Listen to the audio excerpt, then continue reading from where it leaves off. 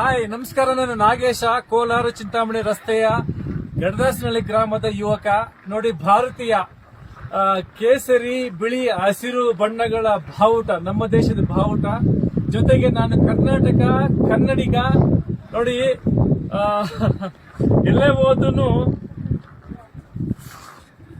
ಹೇಗೆ ಇರು, ಎಲ್ಲೇ ಇರು, ಕನ್ನಡಿಗನಾಗಿರು. ನೋಡಿ, ಕರ್ನಾಟಕ ಕನ್ನಡ ಬಾವುಟ, ಅದರಲ್ಲೂ ಸಾಮಾಜಿಕ ಸೇವೆ, ಕಣ್ಣಿಗೆ ಕಾಣದಂತೆ ಸಮಾಜ ಸೇವೆ ಮಾಡಿದ ಪುನೀತ್ ರಾಜ್ಕುಮಾರ್ ಪ್ರೇರೇಪಣೆ ನಮಗೆ. ಸೊ ಹಂಗಾಗಿ ಎಲ್ಲೇ ಇದ್ರೂ ಕನ್ನಡವನ್ನು ಮರೆಯಲ್ಲ. ಆಮೇಲೆ ಎಲ್ಲಿದ್ದೀನಿ ಅಂದ್ರೆ ವಿಶೇಷ ನೋಡಿ, ಜರ್ಮನಿ ಆಸ್ಟ್ರಿಯಾ ಬಾರ್ಡರ್ ನಲ್ಲಿರುವ ಆಲ್ಪ್ಸ್ ಪರ್ವತ, ಆಲ್ಪ್ಸ್ ಮೌಂಟೇನ್ ನಲ್ಲಿರುವ ಈ ಒಂದು ಗಾರ್ಮಿಷನ್ ಅನ್ನೋ ಲೊಕೇಶನ್ ಸುಮಾರು 3000 ಮೀಟರ್ಸ್ ಅಂದ್ರೆ 10,000 ಅಡಿಗಳಿಗಿಂತ ಎತ್ತರದಲ್ಲಿ ಇದ್ದೀವಿ. ಸೊ ಇದೊಂದು ಸುಂದರವಾದಂತಹ ಜಾಗ. ಈಗ ನೋಡಿ, ಭಾರತ ಹಿಮಾಲಯ ಪರ್ವತಗಳು ಅಂದ್ರೆ ಭಾರತ, ಪಾಕಿಸ್ತಾನ, ಚೈನಾ, ಭೂತಾನು, ನೇಪಾಳ, ಈ ತರ 5-6 ದೇಶಗಳಿಗೆ ಸಂಬಂಧಪಟ್ಟಂತ ಹಿಮಾಲಯ ಪರ್ವತ.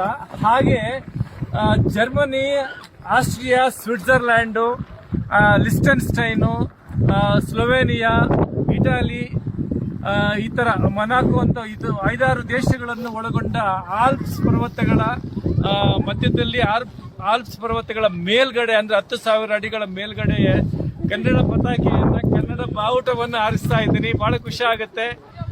ಜೈ ಭಾರತ, ಜೈ ಕರ್ನಾಟಕ. -10 ಡಿಗ್ರಿ ಇರುವ ಈ ಒಂದು ವಾತಾವರಣ, ಒಂದ್ ಕಡೆ 25 ಕಿಲೋಮೀಟರ್ ಸ್ಪೀಡಲ್ಲಿ ವಿಂಡ್ ಅಂದ್ರೆ ಗಾಳಿ ಬರ್ತಾ ಇದೆ, ಮಂಜು ಬೀಳ್ತಾ ಇದೆ. ಎಲ್ಲೇ ಹೋದ್ರು ಎಷ್ಟೇ ಕಷ್ಟ ಆದ್ರೂ ಕನ್ನಡ ಕನ್ನಡ ಕನ್ನಡ ಅಷ್ಟೇ. ಜೈ ಕನ್ನಡ.